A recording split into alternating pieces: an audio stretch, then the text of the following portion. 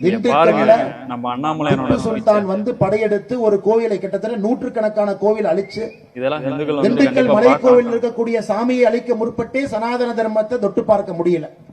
எங்கேயோ பிறந்த சுண்டக்கா ஒரு குடும்பத்துல மூன்றாவது தலைமுறையாக சுகத்தை மட்டுமே பார்த்த சில பேர் இன்னைக்கு தமிழகத்தில் தைரியமாக சனாதன தர்மத்தை ஒழித்து விடுவேன், இந்து தர்மத்தை ஒழித்து விடுவேன்னு கிளம்பி இருக்கிறான். நிறைய சாமியார் சொன்னாங்க தலையை வெட்டு அப்படி விட்டு, அதெல்லாம் நம்ம சொல்லக்கூடாது, தவறு.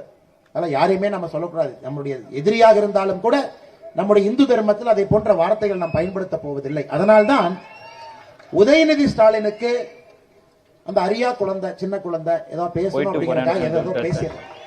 அந்த குழந்தைக்கு தேவை இரண்டாவது வாய்ப்பு. அதனாலதான் 2 பூட்டு நீங்க கொடுத்திருக்க. இவங்க 2 பேருக்குமே நாம அண்ணே கோத்ரேஜ் பூட்டெல்லாம் இல்ல, திண்டுக்கல் பூட்டு தான். திண்டுக்கல் பூட்ட இந்த 2 பேரும் இந்தியாவை பற்றி தவறாக பேசுவோருக்கும் இந்து தர்மத்தை பற்றி தவறாக பேசுவோருக்கும் இந்த பூட்டை போட்டுட்டோம்னா தமிழகமும் இந்தியாவும் நிம்மதியாக இருக்கும். அதற்கு திண்டுக்கல்